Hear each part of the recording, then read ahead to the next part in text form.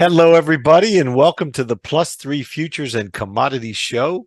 My name is Ben Maldonado. We are recording live here Friday after the close, October 27th. Barrie, it's October 27th. There's only 2 trading days left in this month. That's it. And November is not going to disappoint us, let me tell you. Oh my God. Well, we said after August, things weren't going to be slow, and they definitely haven't been slow. Case in point, you have the E-mini up there, which we're going to review. Barrie does the big 5 each week, we call it, which is S&P, bonds, gold, crude oil, the dollar, the euro, and copper.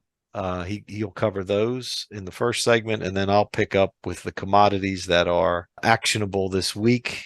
The ones that I'm going to talk about today are soybeans, sugar, coffee, silver, and nat gas. And we're also going to have a little Bitcoin, because Bitcoin came to life again this week. So we're going to talk a little bit about Bitcoin as well. So without further ado, let's hit the S&P and look at that. It's right at one of your levels. 4150 was circling around there today. Exactly. And I just noticed we didn't add this last week, but we don't want to leave any good ABCD setup without checking it. Yeah, it's going to be down. Yeah, down there. If you go there, but if you go here, we have it right there. So one step at a time. That's right. That's right. We'll see how it goes. It's okay. So last week we left it off with, we had a tight range last week, if you remember, 4270 above, 4235 below. Whichever right gets taken out, there's your direction, and damn, did that come true. Yeah, that's what it was. Very good. So the 50% of the square was around the 4270 area. So we well, obviously couldn't really get on top of that, and the rest. And I remember talking about, if we slip through here, we have about 100-point drop, and that's exactly what we got. And because the next level was really 4150, and we got right into that. So that completes our week. It was a good week, as long as you caught those counter trends and not buy into them. Right. See that they failed at resistance, and that's the thing you always talk about. And I was talking about on X this week was, watch resistance, see what happens at resistance. If you fail, then more selling is going to come in. Yeah. It's always the resistance on the way down. Nothing else really counts. And here, this is it's our 30-minute chart. That really kind of helps us guide, on the lower time frames. And I post this every day.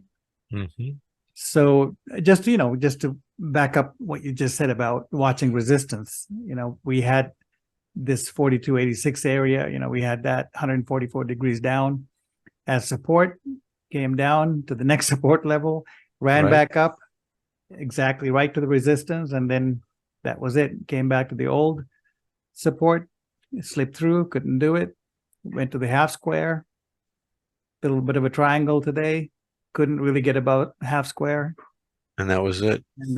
Went right down into the big support, which was 288 degrees down. So if we're going to go with the square 72, this would have been, this is 240 square 45s, right? So it's a decent amount, but what's happening is, it's only a 30-minute chart. This is not the weekly chart. So you can see on here, you can see how 144 was a big deal, right? We held it here, came back and tapped it here. So now we're down exactly 2 squares down, and look, we're trapped, right? We came up twice to tap it. Yeah, we get stuck under there. It's more selling will come in. Yeah, well, now, we don't even have a decent square here. So it looks like we're going to go a little lower. Probably 4100 is definitely in the, not like it's a big deal just to get down to 4100. So, and if we go a little below, you can see, hold on, we'll do full circle. 4070, that area is 360 degrees from this high. And that is a full circle. That will be a full circle. And so that's not just the metaphoric kind either. yeah, exactly. And that's a reasonable place to expect, some support. So we'll see how that plays out. And that's the 30-minute. Let's get back on the daily and get down to the real work. Well, the real work is really, I mean, not a whole lot to do. When the market is trending, you just trade the direction, right? So Right. basically, we wait for these times, and when we get the times, we just really have to trade it. So going back into next week, let's take a look at the shorter term resistance first, since we're kind of resistance bound right now. Mm-hmm. Two levels really. It's 41.78. All right, we really want to be able to hold above that. If we can't get it above that, just forget about it. I mean, we got a lot more downside left.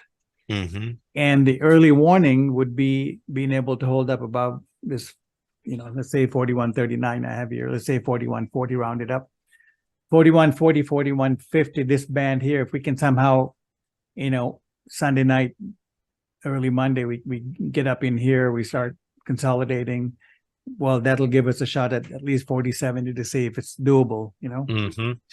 So that movement, taking this level out first, then the second level would give us some sort of a sign and possibly where to expect momentum to kick in. And I would say it's we can look for some signs of momentum coming in for upside momentum above 41.40, and after we get on top of this 41.78, we should see more. But it all depends on the angle of attack, like it always happens in the market. If we go straight up, it's one type of momentum. If we kind of grind it in there, Yeah. the whole other story makes it much more difficult. But that's momentum wise, but we're just looking at it from level to level. So long as we can clear that, we can kind of, market sitting on top, we can be comfortable knowing that it's firming up, right? It's going to firm up. And once we get on top of the half square, it's more evidence. What's interesting about your 40.70 level? I was just looking at my notes. I have a weekly full square support now at 40.74. Same spot. Ah, perfect. Yep. Okay. Right in there. And the funny thing is that 40.70 is not from this high. I didn't put that in there because of that, like before the show. It's been there. Right. And I leave them there for that reason. When we have a new high, like I know that was there before this high came in. So right. Once we get a high, and I'm looking at these and I see another level exactly on a geometric marker. Well, yeah, that's a perfect relationship. Yeah. They're important. So you just want to leave it there. And that's a good point. It's another great way of confirming a high is to see if it squares out with other previous levels, I mean, there's a relationship. There's no question about it, right? Mm-hmm. So the idea is, what's the relationship? Now, if you're studying and researching, of course, you can go back and take a look, Sure. These days, I just kind of, if it's there, I just know it's there. Mm-hmm. So, no, it's good. Oh, I see where it's pretty close to the low we had. I'm just looking it up. Pretty close to the low we had in May 4th. That low was right around there. There you go. It's close to it. So anyway, somewhere in there. All right, let's get back on the daily. So for next week, let's get a couple of markers here. 41.50 is really the level we want to see if we can get on top of, 41.50. We talked about 41.40. Mm-hmm. So give or take a couple of points from here. We want to basically clear that, and see if we can get on top, and then go on to challenge the 42.70 area, which, now it's holding a hell of a lot more overhead. Mm-hmm. So it's going to be we're going to need some really good news to break through that. You can't really break through this without all kinds of enthusiasm. So if there's no news to charge this, we're just going to fail in here. Mm-hmm. Okay, so now we do have FOMC on November 1st. So it's possible we put a low in going into it and then maybe pop post FOMC. And Barrie, like we were talking about, Sunday is a Rebel Yell cycle date. And a lot of markets moved, pushed strongly into that. So we have to see how we come out of that, Sunday night, Monday, Tuesday, and see what things look like. Because it's a significant cycle date. Let's see. Well, we got look at all the things we have going into this. Now we have these ABCD that's completing. Mm-hmm. Okay, that's a big deal. Yep. And we have, we have a calendar day chart here. And 90. 90 high to low coming in right Yep. well 29th. There you go, 29th. Right in there, you know. Yep. We're close enough. We're close enough. Mm-hmm. And the reason is, you know, we're also 45 from this high. Yep. Right? So 45, 45. Okay, that's very, I mean, it looks like not a big deal when I just mention it, say it like that with a lot of bells and whistles, but it's kind of a big deal. It is a big deal. It's a big deal. And so that's really important to watch. We have an ABCD going into that 45, 45. Okay, that's 2. You have your Rebel L cycle coming in. Which has nothing to do with any of these other that things. business. Right. Then we have FOMC, which has nothing to do with any 3 of those things. No. So, okay, so this is what we, you know, we always talk about, well, how do you guys do the corners and what happens then? Well, now we can expect a corner. Like all this time coming off of this high, we weren't really looking for a corner, right? So now we're looking for a corner. Now over here, we were looking for a kind of a corner. We thought, oh, we got one, but it was only like a 10-day corner. And then we were waiting to see, well, is it going to hold above this, right? Right. And it didn't. Okay, so that means there's more weakness, and we got the weakness. Now we're doing ABCD into all that Rebel Yell, the Fed, the calendar, the 90s, 90 calendar day counts, and I'm sure we can find some other numbers that line up. So sure. So yeah, I think next week's going to be pivotal in that sense. So we really have to watch it. And if we drop down lower, let's say, you know, 40-70 area that we talked about. Now we could go a little lower, like, you know, 40-90, and that'd still be fine, right? That would just work out just fine. And, you know, another little trick you can do with this is like, if you go up to here, look, it lines up right to 40-38. Right. Right. No tricks here, just moving one little A. Yeah. So what my point is, I don't think the downside really matters because time is more important than price at this point when it's coming into a corner. So we'll look for a decent price coming into that time, which will be, obviously it's going to be right around, well, a first or a second, you know, that's where it's going to fall. Sure. Mainly because of the news. So everything else will fall in line into that. So we're coming into, so what's for next week? We're coming into a really critical time period and possible support around 40-70. If not, we have 40-40. And for both levels, we have, you know, ABCDs kind of coming into that. So if you guys follow us on Twitter, we both post a lot of stuff every day about the major markets, so you guys can catch that. And if you guys like our work, please click the likes and the alerts and subscribe. And we're going to be doing a stock of the week. Is it what we're going to call that? Something like that. Yeah. So we're going to look at a stock every week on Wednesdays, and because we're doing a lot more options trading on stocks, so we're going to start posting at least one on Wednesdays. It'll be a short one, maybe 5 or 10 minutes, right? Just to touch on it. Yep. Yeah. So keep an eye out for that. So if you subscribe, you know, you'll be alerted. Get the alerts. Exactly. And hopefully we can finish it before the open. Right. That's our plan anyway. Right. So that's it for the S&P. Let's go for the weekly. Let's take a quick look at the weekly. Oh, look at that. Yeah, well, you know, it's so the big story is, you know, like we said, you know, there's always a flip side to this analysis business because it's either this or that, right? There's two things that can happen. You got buyers and you got sellers. Right. So it's a duality. What I would say is we're down getting into 3 weeks. Now this pressing below the 50% of the square could be a normal S&P move, like here where we pressed above, right? Here we pressed above, a little bit here, a little bit there. Yeah, each time on the resistance tries, they pushed above. Yeah, and it's rare when it holds like here, exactly to the square of 81. So what I'm saying is it's possible that we have a little bit of incursion, maybe here, maybe a little bit more. So let's say we go to 40-70, that would be in here. Right. 40, 38, 40 would be right there.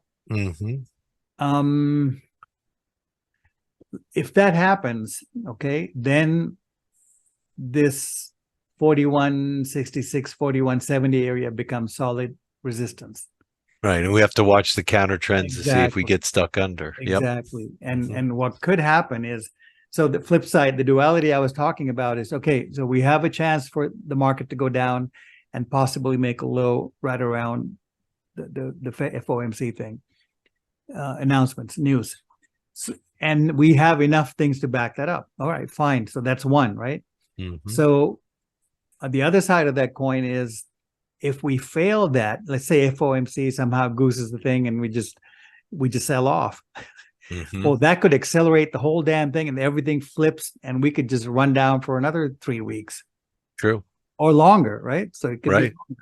So the thing to watch out for is that if it fails, if this corners really, when we're coming in with all kinds of important time elements like your cycle, Ben, and these other things, and it fails, well, it doesn't fail a little bit, it fails in a big way. So that's the thing to watch out. So the basic idea is, no matter what happens next week, it's going to be big. It could be big upside, big downside. So what does that mean? That means don't, keep your powder dry, wait for a lower time frame or whatever you're watching to confirm the sort of the momentum building up, and then you have plenty of time to trade that direction, be it to the upside or downside, that's what we do, right? We trade whatever side. And so I would want to leave it with that. Is that clear? Does that make sense? Yeah, absolutely. We're good, right? So just to keep in mind.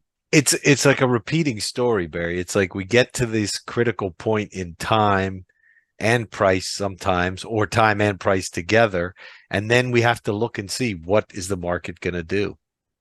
It's not a guarantee anything. It's because you said they could buy it, they could sell it, and we have to decipher as quickly as possible, with as little risk possible, what's the more likely direction. Exactly. Right now it's really time to move on. Yeah. Let's get on to something that has been moving but took a little bit of a break, and that would be the bonds. What can we say about the bonds? Well, we're stuck below the 90. Yep. So really not much to do. We talked about last week that we could have a temporary low in place because of the sort of the exhaustion down here, and we give some other reasons, I think. But basically, below 112, it's still weak. Right. Do we have a final sort of a low in place? Well, not really. I wouldn't call it low in bonds, that's for sure. No. It's not time. Now we have this 144 by 108 happening here. So that's something to keep an eye on, right? But it looks like the 90 is kind of running it. I'm not. Could be enough for a counter trend, right? Could be enough. The 90, the thing that with the 90 has worked beautifully in here. So we're looking for a counter trend. That's the whole point of the bounce, right? Right. So we are looking for a bounce, and right around 112, that's where this the quarter square goes in on the 72, which just happens to be the line we were watching on the 90. So that's 90, and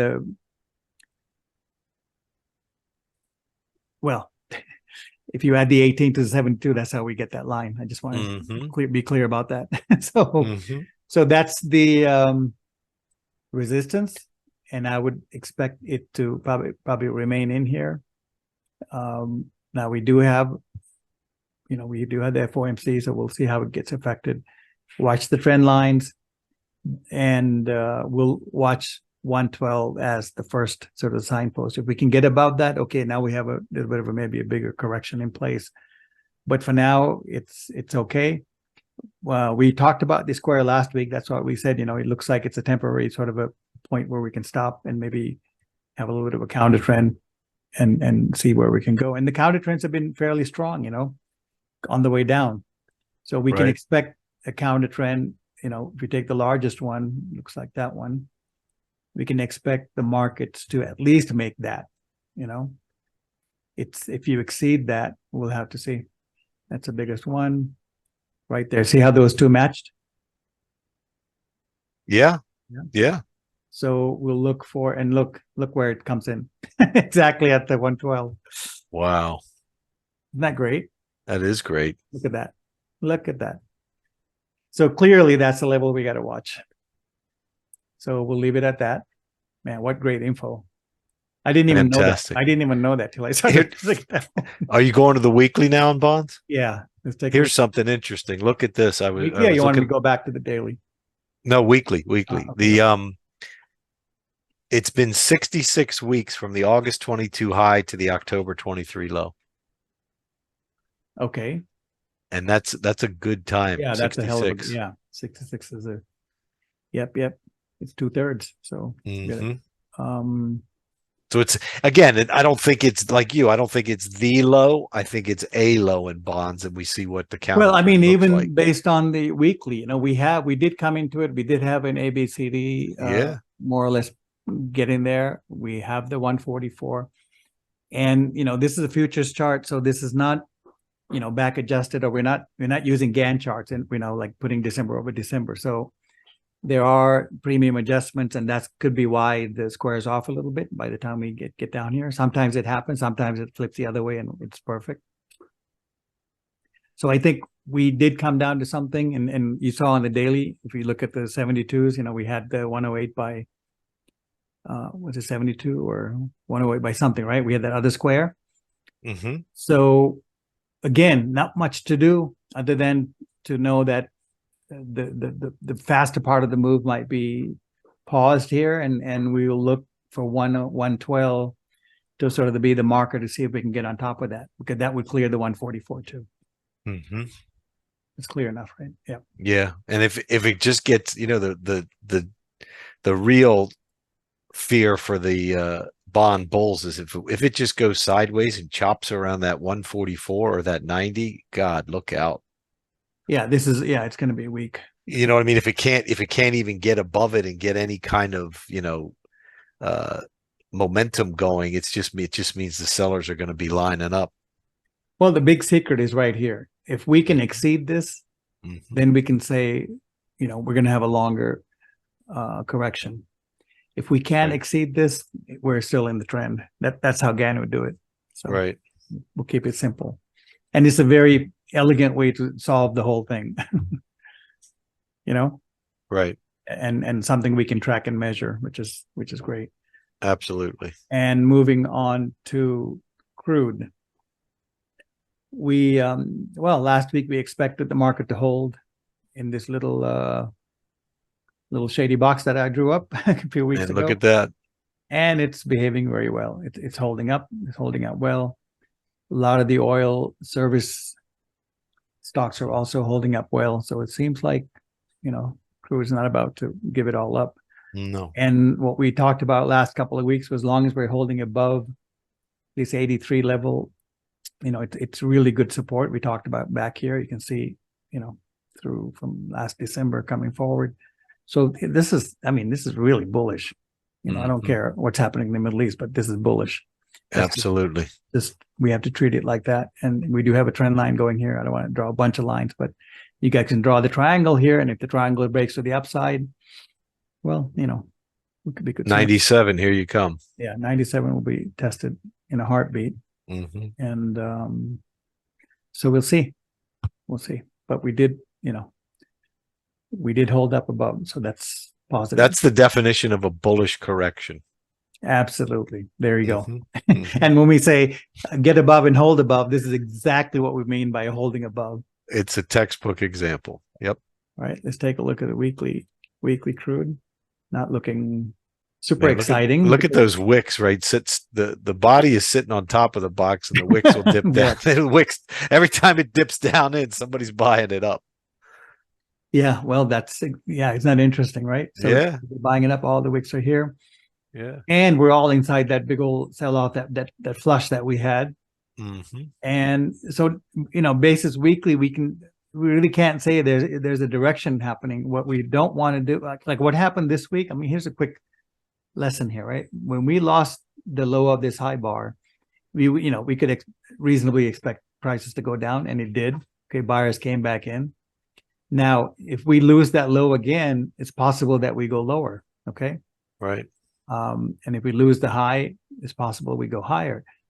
But long as we're within this, the larger bar, the big reversal that happened, as far as the weekly goes, we're just going sideways. All that is like a lower time frame business happening in the daily. So technically, weekly's on pause at a very, very bullish position. So that's what you'd want to take home. Okay. Right. Right. That's all there. Next, we get on to gold. Another bullish looking chart. Yeah, not very. I mean, look at that pullback. Perfect. Very nice. Look at that. Exactly the half square. 1 day to the half square and reverse. And it got bought up that day too. I remember, it Yeah. didn't stay there long, right? Right. And why? Well, look at that. Here are the highs, right? And we know it's a half square. It's not just another pullback. If you know where it falls, you know it's strong. And well, we talked about, I think last week spent a little bit of time on gold, and we talked about how it's been in a very bullish sort of zone basis the weekly chart. So this is the kind of action you can get when you're sitting on top of all that kind of support. You know, it's very easy for you to trigger to the upside versus sell off. And it looks like we're going to close the week over 2,000, which we know is important resistance. Yeah, that was important resistance, and doesn't look like it was a false break because we tapped it here, came back, and ran right back up in. And gold, it's not going to get above 2,000. There's for no reason. Like they have nothing better to do with their money, right? Right. So all right. So let's see. It's bullish above 2,000. Certainly, it was bullish above. This 1966 level, half square. It's basically bullish, but the kind of trend line we're working here, the angle slope is not going to be workable for too long. So watch out for that. And so it's possible we go up into next week. And if the other markets turn, because, like the Rebel cycle, some of these other cycles we're watching, they also affect gold. So it's possible gold might run up and turn around and make a little correction also. Right. So we got to watch for that. And let's look at the weekly. Yeah, I'm going to talk about silver. Same thing. Beautiful bullish correction and then reversal.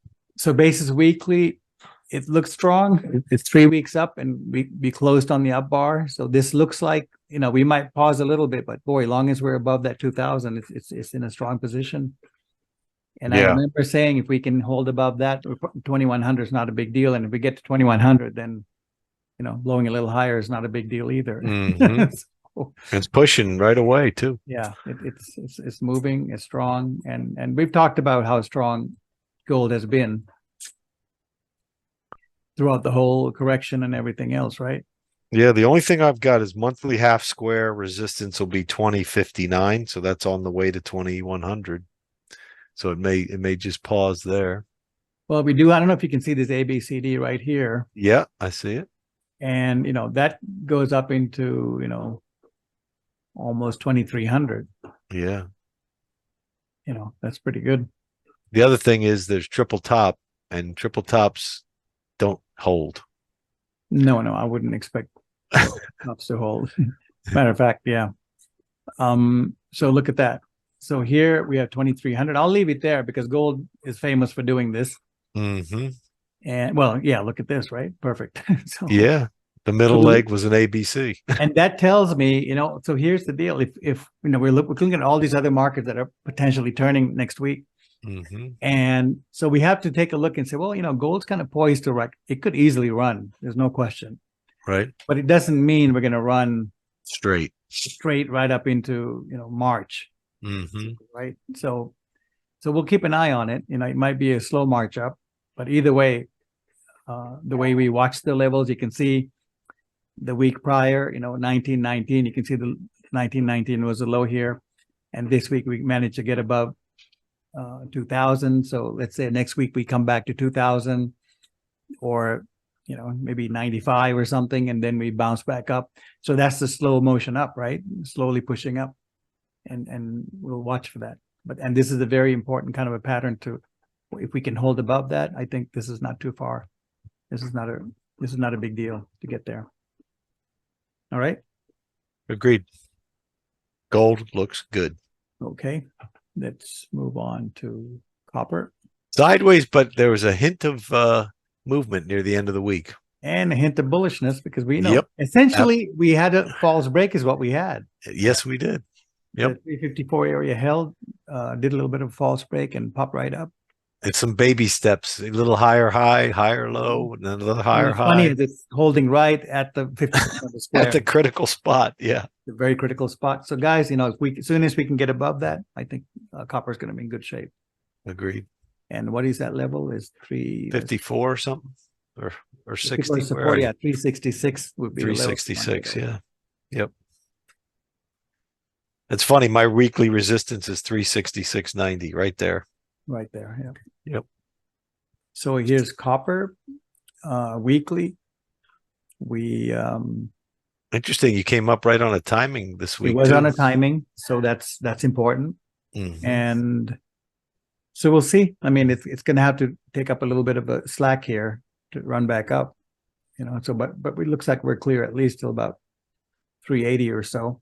But we've been talking about how long it is above 90. It's in a strong position to run, so upside could be fast on these, long as we're above 90. And so really, if we can manage some kind of business here, really the next big resistance basis weekly would be around 406. All right. So that's copper. Looking at the dollar kind of rested this week.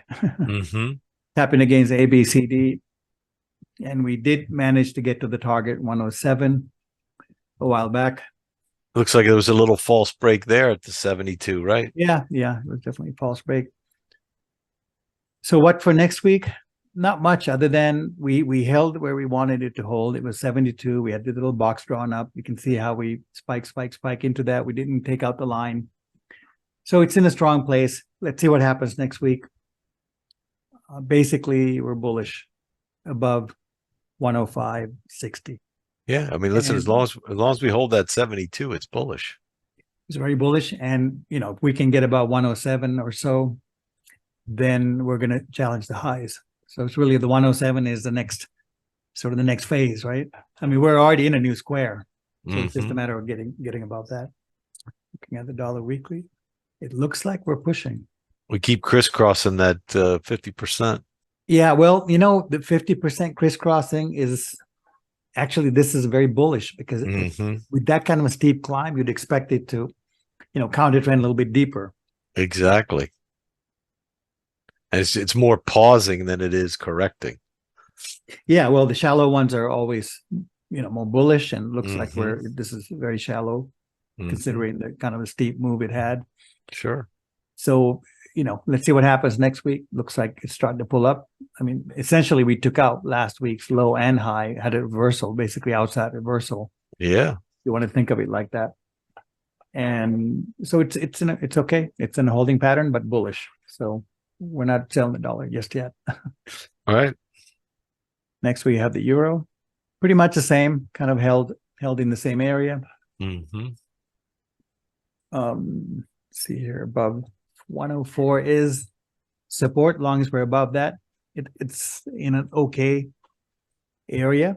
If we drop that, then we can pretty much look for new lows to come in, which means the dollar also broke out about that 107 level. Right. All come together. For now, it's okay. It's sort of resting after this big down move. And this seems like a decent ABCD into a correction. So let it rest a bit. Here's the weekly. And we're not doing any long term because we know what's happening long term. It's kind of scary, ugly. Short term, I drew up this box. 108 really is the line to watch for balance here. And long as we're below that, it's in a weak position. And this 104 here. Let's go with 104, which is the half square, the square of 90 coming off the low. If we take this, what this box is, if we take out the lower side of it, it opens up the entire downside. I think trading can begin to the downside again. But long as we're in this box, which is fairly wide, but not huge, it's probably just going to consolidate, and we're at the lower end of that, moving towards the upper end. So for now, not much to do. I think you can pick and choose what you want to do there. Okay, that's all I got.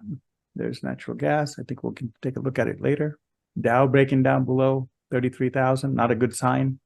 All right, that's it for me. I'll put it back to you and we'll pick up with the commodities. All right, Ben, it's breaking down. Took out your square. Yeah, it's not looking real healthy. But the key thing, remember last week when we were talking, we said we have to watch this full square, right? I mean, this half square. If we can't get above it, it's trouble. So we had 1 day pullback, boom. There's Monday, Tuesday, Wednesday, Thursday, Friday. Right. And this is the quote unquote magic of the squares. It's not magic. It's geometry, right? When it hits here, you know that in order to get above this thing, you got to get above and then sit on top. Or in this case, you got under and then you got stuck below. Right. And an easy trade, even if you did it on a daily basis, not even dropping down to other time frames, the easy trade here is, okay, you failed there, take out the low there, you're in. Right. Now we're at, again, another decision point. Now we closed under the full square, which is not great for the bulls, right? And it's encouraging for the bears. But remember, the last two bars were crisscrossing. Yeah. As you said, we're here at a very critical spot. We're under the full square. The key thing this week, and the easy trade was, right, we broke through, pulled back, got stuck under. This is what we always talk about, getting stuck under, sitting on top of. This is getting stuck under. So even if you didn't drop down to the lower time frames and just looked at, let's wait till the low of this up bar got taken out. Look at no heat, right? Straight down into the full square.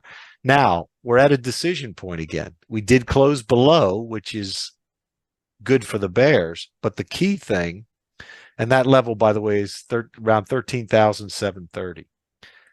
The key thing is we haven't had a full bar under it, right? The last two bars have been crisscrossing. So this could mean we're going to consolidate here, before we head back down, or we're going to consolidate here and then we're going to get on top and go back above. What we want to watch is, do we get a full bar stuck under, or do we get a full bar sitting on top? Right. And that'll tell us whether, because of the cycles that are coming in that we talked about during your ES segment, the Rebel Yell and the 90s and things like that, are we going to get a change in trend? Are we going to get a corner that we can actually see? The clues for the effects of the cycle will come by looking at the character of the bars and how we interact with this full square and the NQs. Let me quickly show the weekly, because I wanted to show you what we did there. Again, how many times have we showed this, Barrie, where we're right on the square or right in the neighborhood of the square? The week closes look there. Look at that. I mean, it's right there. And the interesting thing too, this little trend line, this little channel I drew in, we're basically at the bottom of the channel.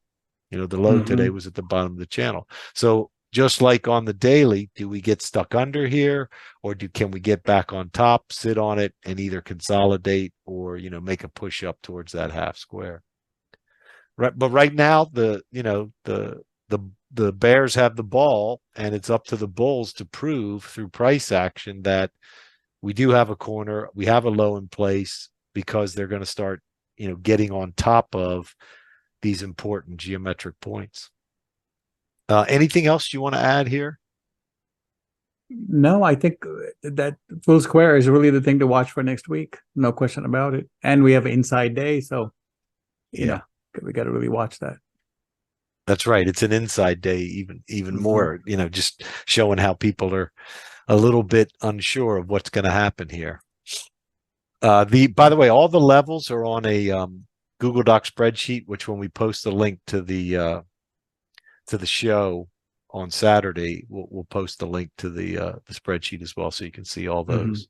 The other thing we wanted to look at besides the NQs was Bitcoin. Look at this, and the thing I want to show here is we talked about how, because last week we got above this full square, we talked about how, hey, Bitcoin's bullish and it should push up to the half square. Well, sure as hell got that. But look at what we're doing now. 3 days in a row, we're sitting on top of that half square. Yeah. Again, it's more bullishness, right? Meaning we should push up to this full square as long as we stay on top of that half square. Right. And that's the thing I wanted to show you about about Bitcoin. It's crazy. It's the Wild West. But look how harmonic this thing is, man. Look how well it responds to these squares. No, it's a Crazy, nice right? square. Yep, yep. I mean, look at that. High, low, low, high on the half square. Look at this consolidation on the full square. Look at this sitting on top of this full square before it breaks down to the next square. Right to the next square, then the half square. Yeah. And then even in this garbage, you know, that's the sideways stuff. Look at how it reacts, right? You can use these squares to help define the price action and what probabilities will favor. And right now, because we're sitting on top of this half square, it looks bullish, continued bullish. And that square right now is the half square is about 33,375 in that neighborhood, right in there. Anything else you want to add here on Bitcoin? No, not right now, but it's looking good. It is holding the right areas. And remember that ABCD that we looked at, the equal measures. See, that did put in the low, right in there and started moving higher. So we had some sense of that picking up, right? And you can see it as it made higher lows going up into the impulse. So it looks good. Yeah, and that's the thing that you know, if you can train your eyes to watch for those ABCDs, they don't always give you a corner, but they sure do a lot of times give you a spot where you can definitively see something ended, something else began. Something ended, something else began. And that's an important thing when you're trying to, you know, find a leg to trade, is to know when one leg ends and another leg starts. Yep. So that's Bitcoin. Let's on the commodity side, we're going to talk about soybeans, sugar, coffee, silver, and nat gas. The wheat and corn are in the middle of pulling back. I want to sort of see where those, you know, wave twos or ABCD downs that they're doing sort of come into play, and then we get the shift in momentum, and then we'll start talking about them. But soybeans, I wanted to show you because it's looking much more ready. And here's why. So we talked about this low a few weeks ago, which was a false break with this low. You know, and it really took its time, but then you get the big bar out of here. You had the outside reversal, and then you had the big bar out of here. We pushed up above the full square, pulled back this week right into this half square. And then today, while corn and wheat were weak, this thing does a reversal bar and closes up on the day, you know, up above the high from yesterday. So it looks like as long as we stay on top of this half square, soybeans is ready to move higher and push up in what minimally would be an ABCD. Let's put that in so you can see it. And if we're lucky, could be a fast move, like a big fast moving wave as well. So this will the ABCD takes us up in this area, the harmonic balance point and the full square, which would be a reasonable target and a reasonable place for it to stop. This half square level, in case you're interested and don't have access to the spreadsheet, is around 1305. So for me, that's key. Taking this out, which is this would be the AB leg. If we take out that high there, which is around 1335, that would be the signal that we're off to the races. And looking good. Let me see if I have anything. Yeah, I wanted to show you the weekly. Yeah, this is interesting on the weekly. So the weekly did an inside bar, closed near the high. But the reason I think this is interesting is both corn and wheat had weekly down bars. So this is showing relative strength in the grain group. And this is, after, an outside reversal bar 2 weeks ago, and then a strong up bar last week. If this is the corrective bar and all we got is an inside, that's bullish. Yeah. And the full bar is above the full square here. So I think of the grains right now, soybeans looks the best. What else can you add on this one? Well, I think it's in a bullish position. Everything looks good. And we just have to maintain that square. I think we're in good shape. Yeah. Yep. All right. That's the grains and soybeans. Let's go to the next one. Next one is a short setup, and that's sugar. Mm-hmm. I was talking about shorting sugar here. We had a nice initial impulse down, and then we were looking, you can take profits on that leg, and you're looking and say, okay, do we get the lower high here that we can then really unload and sell and catch a fast move down? Mm-hmm. Well, what happened this week was we rallied up, made a new high, and reversed pretty hard. Now Right. we've held this half square, so there's no full setup yet.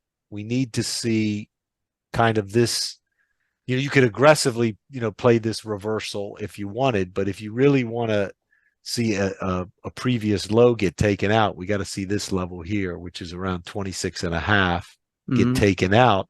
And then we could see this sort of move off of a fast break going down in sugar.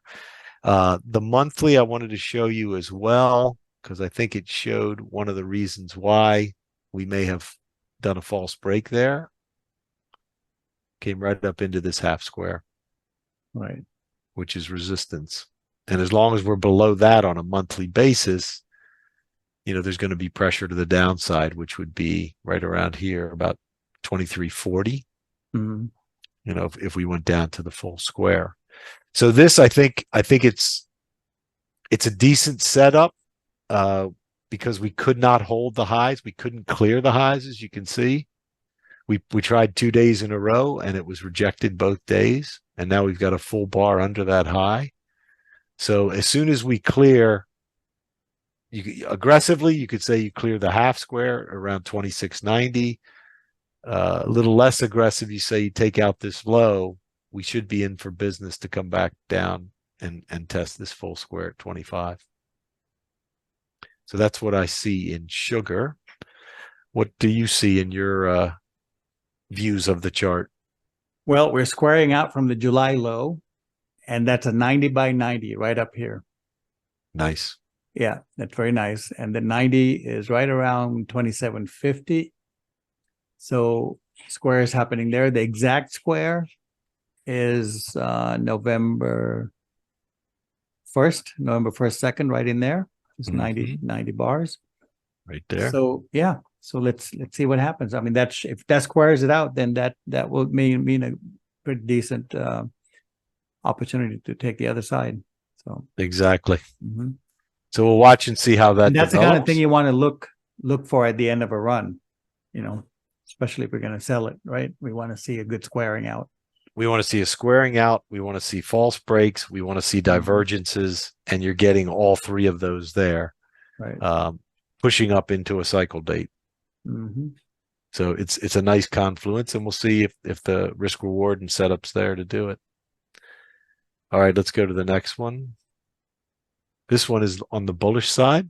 It's coffee. We talked about coffee last week. It had a pretty decent week, pushed up right where we hoped it would into the half square, which was resistance, tried for 3 days, and now we're pulling back. So it's a normal pullback.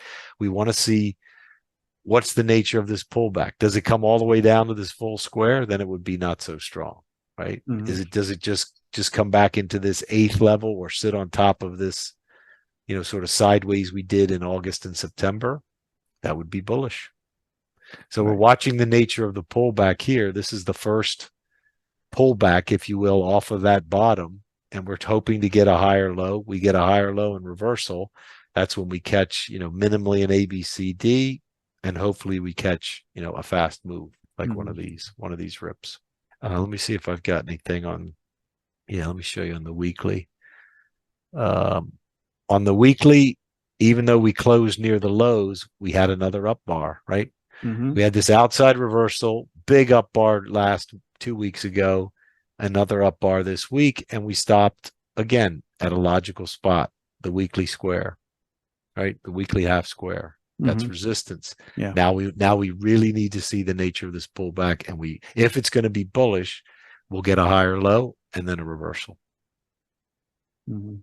Anything else to add on coffee? No, you did a good cover. That's it. You covered all the important things. Yeah. That one's kind of textbook, and we just got to let it play out and see if. I mean, it's if in we, a good spot. Long as we can, if that kiss back to the line holds up pretty well, I think that's super bullish. Mhm. So where would that land? Next couple of Let's days, that kiss back to the trend line. be about 158. Yeah, anywhere in there. 157. Anywhere in there, super good. And Mhm. as far as my charts go, and I use the square 9, and in that, let's see, 154.20 is a key level to hold above, and we're well above that. Yeah, that's right in here. Yeah, and we're well above that. Yep. So let's see how it plays out on this Mhm. pullback. Let's go to silver. Remember the pullback you saw in gold? Mm-hmm. Yep. Look at the pullback here. Yeah. Nice, huh? Yep. Just So enough to offset everybody. yeah, right. Freak everybody out that it's Uh-huh. going to make new lows. So look at this bar, and this is one of the things, Barry, that you always stress is you got to read the bars because it gives you clues, right, to what's happening. Well, the buyers So coming in. Yeah, we had 1, 2, 3 down bars, and then we got this outside reversal, and then another move up today. Mm-hmm. And that outside reversal at support, right on the lows, we were at this full square support, and it did actually it was just an outside bar, not a complete outside reversal, but still they bought the lows up, just like you said on gold when it hit that full square, they bought it up. Mm-hmm. And that shows good demand. I think this is a nice pullback. Silver looks like it's ready to take its next move higher. Mm-hmm. We're in this sort of chop zone that we've had for a long time, but the key things are, how did we come out of it? Right, we broke down out of it in an ABC and then immediately reversed. So this is what has me very, very excited about it, is that this is now a failed breakdown here. We held support on the pullback, and now we're reversing higher. So I think silver looks good. We had a weekly inside bar too, even though it was a correcting week. It wasn't a down bar in silver for the weekly. So again, it's sort of covert, but it shows strength. It shows that the correction wasn't that big because we couldn't even take out the previous week's low. Right. We just did an inside bar. Anything to add on silver? Just that we have to clear these highs here, last 3 days highs. That outside day we need to take the high of that out because we're still an inside day. Yep. And if we take out that high, I think then momentum will shift to the upside. Yeah, I think people will pour in. And it'll take out, eventually take out your 23.72, which would really help out. That's huge, right? If we can get over that harmonic balance that would set point. up an ABC to the upside. Correct. That gets taken out, and that's almost to the old It'd highs. be to the highs, up in here. Yeah.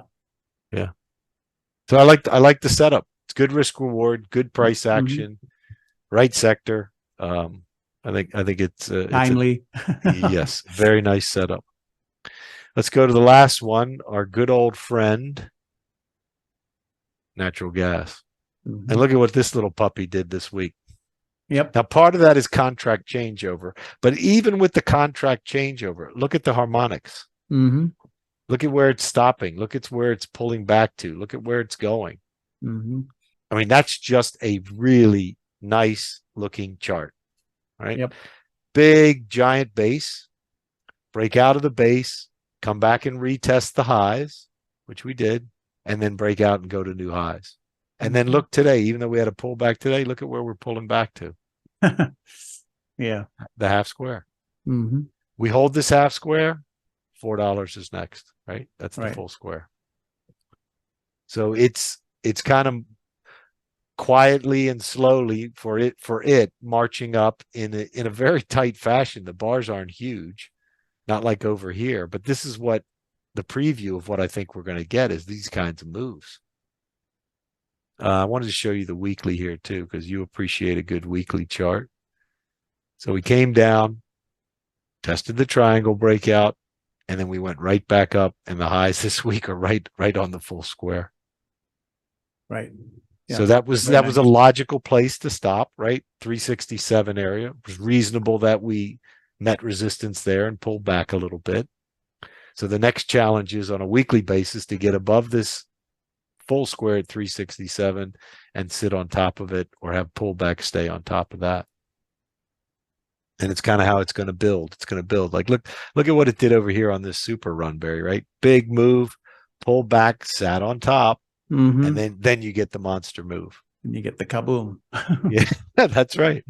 And that's and this is weekly basis, right? This is not a daily chart. This is weekly. So these are weekly bars. But that's the essence of a chart. Why it takes patience, why it takes diligence, is you have to understand what's going on as this is happening.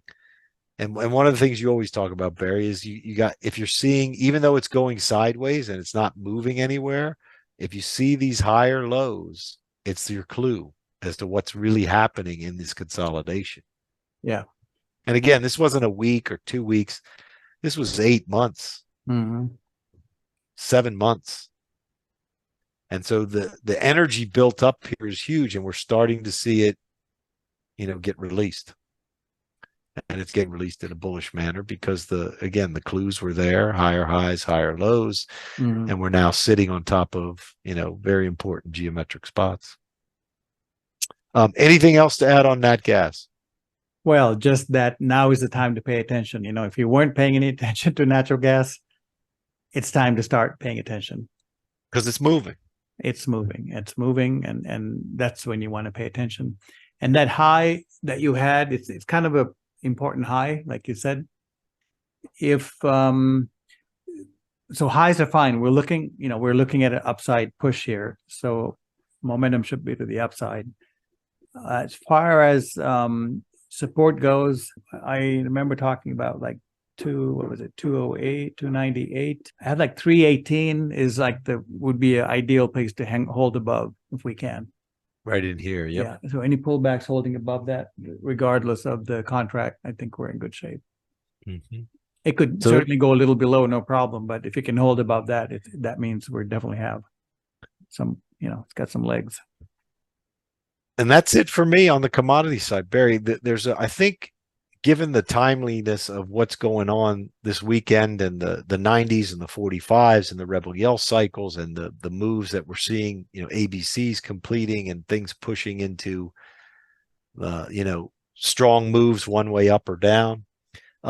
What do you do differently when you have these windows? When these windows come in, is there anything that you do differently when you're analyzing things, or how do you approach a chart or a commodity, knowing that, hey, we're in a important time window here. I've got to be aware of that. So I'm going to do this when I look at a chart, or I'm going to do that. What changes in your approach, if anything? Well, the action, one thing is, for example, if the market's coming down and we're anticipating some kind of return, and we have, like we talked about it during the ES segment, we have a number of elements that are coming together, or even if it's a simple square out and nothing else, whatever the criteria I'm looking for, if the market is trending into a corner, then I would tend to, basically cover everything slowly, or however you want to step that. And the second step is to really wait to see what happens within that zone, that price and time zone. You want to see if it consolidates, if it spikes it and turns the other way, or does it blow through? Those are basically the three things that can happen. Because usually, 80% of the time, what happens is it'll cause some kind of a new direction. So you want to see what that new direction is after the pause, and you want to jump on that. So one thing to do is, when it comes into that, not to continue to trade in the same way. You stop everything, you cover. And if it continues past that zone, then you can always jump back on in a trade and you continue. If it doesn't go that way, if it reverses, then you trade the new direction. But the main, you asked, well, what do you do different? Well, the main thing is to sort of pause, cover, and really take stock of where we are and look for clues to see which way the market's shifting. So one of the key things that you're talking about I think, and I want to make sure I clarify it for everybody, is you got to look at how did we get here? Like, how did you get to this point on the chart and this time in space? How did you get here? Right? Yeah. What did it do an ABCD down? Are you in the middle of a fast move? Are you pulling back? You know, what's the situation with how price got to this point in time? Correct? Yeah, definitely. Right on. And you do that along with the coming into that corner. That's what you mean, right? Yes. Yes. So yeah. you consider all that, the geometry, the counts and the cycles and whatnot. And then you're waiting to see how, I mean, the pause is really to see what happens next.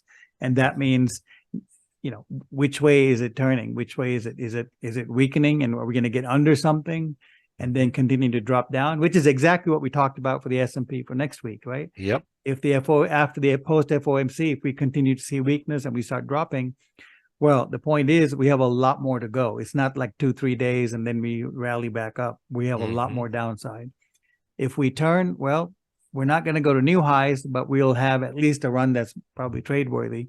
And we wait for the next, you know, for it to hit the next time cycle on that counter trend rally. So the difference is really you kind of make it a pause to take stock. I guess that's a good way to put it. Right. And then you get ready for the, you know, psychologically be ready to take the other side. And if you already know your risks and your system and what kind of risk you take, so there's no problem there. You're just waiting for the next setup to take the new side. And so the pause is your effort to assess what is the effect of this time window? What is the effect of the cycles? What are they doing to the market that I'm analyzing and the market I'm trading, right? What's the effect? Exactly. That's exactly what the pause is. And it also to kind of refresh your own mind, you know, because you got used to trading the short side. Well, you don't want to continue to hammer that like an idiot. You want to make sure you stop and be ready. If it continues, you jump back in. You can always, you know, hit the sell button. You know, it's not a big deal. Right. Wait till it hits resistance, fails at resistance, you sell it. Yeah, you don't want to hit the sell while it's rallying. You know, like if the trend changed. So you want to make sure the trend changed. So the highest probability is on your side. So in order to do that, it might take a day or two to figure it out. And of course, we drop down to 30-minute, 4-hour to look for early clues. So the earlier you figure it out, the better off you are. Right. So that's what we try to do. But the pause is necessary because if you're carrying a trade into a corner, you tend to, I mean, psychologically, you tend to favor the side you're carrying. Like, you know, yes, you know what I mean? Because you want more, you want more. Right. So and you want to be, and there's that whole, you want to be right thing and all that, you know, that and you don't want to give up. You know, yeah. You want to hold on to your profits. The point. Yeah. So the main thing is not to have anything sort of cloud your mind, right? Cloud your vision. Right. And the best way to do that is when you're coming to a corner, just unload and just reload when it's clear again. That's really it.